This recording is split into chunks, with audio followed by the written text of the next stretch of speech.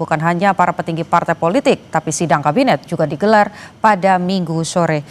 Kita akan kembali berdiskusi dengan Adi Prayitno, Direktur Eksekutif Parameter Politik Indonesia. Mas Adi. Siap, Mbak.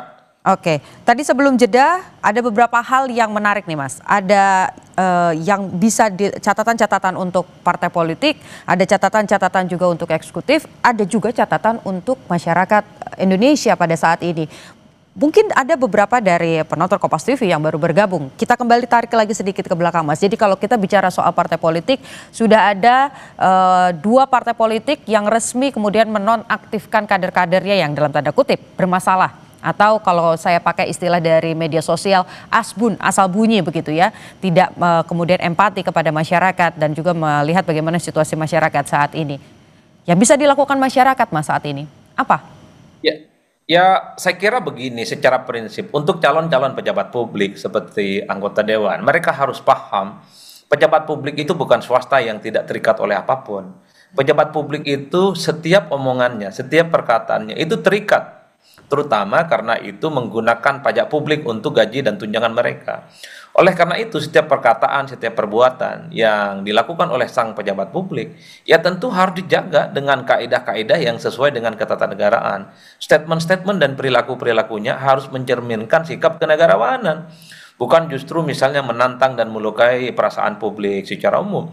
Ini yang saya kira memang harus mulai diubah polanya. Mungkin dulu ketika tidak ada media sosial, ketika rakyat mungkin masih tidak banyak yang kritis, bahwa para pejabat publik bisa semenang-menang, bisa suka-suka misalnya menantang rakyatnya ketika rakyat itu protes. Tapi untuk hari ini dan di masa-masa yang akan datang, jangan lagi itu terulang.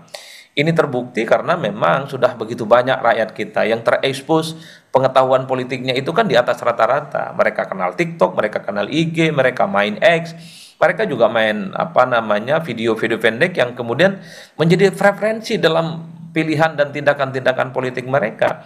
Jadi sekecil apapun mereka itu misalnya menunjukkan sikap yang tidak responsif, bertentangan dengan kehendak rakyat, wajar kalau kemudian begitu banyak protes yang kemudian bermunculan kanan kiri. Itu adalah ekspresi dari kemarahan-kemarahan yang kemudian bisa kita saksikan dalam beberapa hari. Inilah yang saya kira bahwa jangan kira rakyat akan berdiam diri kalau melihat elitnya itu memang suka nantang-nantang rakyatnya. Jangan kira misalnya pejabat publik itu akan didiamkan kalau dia misalnya tidak lagi menyembirkan masyarakat secara umum. Inilah yang saya kira momentum apa yang terjadi belakangan ini harus menjadi bahan evaluasi bagi kita bersama. Jangan lagi ada yang seperti ini karena saya kira siapapun di negara kita sepanjang dia itu adalah warga negara dan adalah anak bangsa, pastinya sama-sama mencintai bangsa ini tentu dengan caranya masing-masing. Oke, Mas. Poin yang lain juga yang tadi penting adalah berkaitan dengan pemilu. Dengan adanya kita lihat ternyata apa yang kita lihat di media sosial, kita lihat kemudian kerja-kerja kebijakan-kebijakan, ini kan juga kemudian bermunculan begitu ya kekecewaan dari publik. Pemilu ini menjadi hal yang penting ya Mas ya. Ini menjadi pembelajaran juga untuk masyarakat supaya tidak boleh kemudian apatis dengan pemilu karena siapa yang terpilih itu nanti yang akan membuat kebijakan-kebijakan seperti hari ini. Begitu ya Mas ya? Ya, saya kira memang pemilu itu adalah ajang reward and punishment. Jadi kalau ada calon-calon yang bertanding adalah mereka yang tidak kompeten, tidak memiliki kredensial secara moral dan politik, tidak pernah memiliki keberpihakan untuk kepentingan rakyat dan bangsa, saya kira nggak usah dipilih.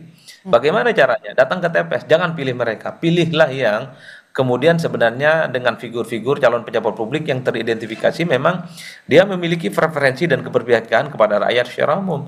Kan kita sering mendengarkan di negara kita ini, misalnya dalam konteks caleg ya, banyak sekali caleg-caleg hebat, orang-orang top, punya pengalaman yang cukup luar biasa, kredibilitasnya dipertaruhkan di atas rata-rata, cuman karena dia itu misalnya tidak punya logistik yang kuat, karena dia tidak terlampau populer dibandingkan dengan yang lain, mereka tidak terpilih. Karena secara prinsip yang kemudian bisa memenangkan pertarungan di negara kita ada 2 hal. Dia populer, banyak juga dari public figure dan punya logistik yang kuat. Sementara mereka-mereka yang tidak populer, bukan public figure, tidak punya logistik yang kuat, seringkali tersisihkan dalam konteks ini. Oleh karena itu bagi saya Mbak sebenarnya muara dari ini semua supaya tidak ada lagi pejabat-pejabat publik yang asbun atau apalah istilahnya, ya adalah soal seleksi ketika mau dicalonkan sebagai calon pejabat publik, bukan hanya asal menang, sebisa mungkin menang oke gitu ya, nambah kursi oke, tapi yang paling penting adalah ketika dia terpilih menjadi anggota dewan, dia harus mencerminkan aspirasi-aspirasi rakyat. Baik. Itulah yang saya kira pentingnya pejabat publik menjaga lisan, perkataan, dan perbuatan-perbuatan politiknya. Karena dia terikat, yaitu karena apapun yang dia gunakan, fasilitas yang dia gunakan, gaji yang dia gunakan, itu juga berasal dari pajak-pajak rakyat. Saya kira di situ. Ya, baik. Terima kasih, Mas, diskusinya dengan Kompas TV di Breaking News Kompas TV, Mas Adi Prayitno, Direktur Eksekutif Parameter Politik Indonesia. Terima kasih waktunya, Mas. Saat ini, Saudara, sidang kabinet masih berjalan di Istana Kepresidenan Negara bersama dengan sejumlah menteri dan juga menteri koordinator dari kabinet Prabowo Subianto sebagai presiden dan juga wakil presiden Gibran Rakabuming Raka. Breaking News Kompas TV, Saudara, kami tutup.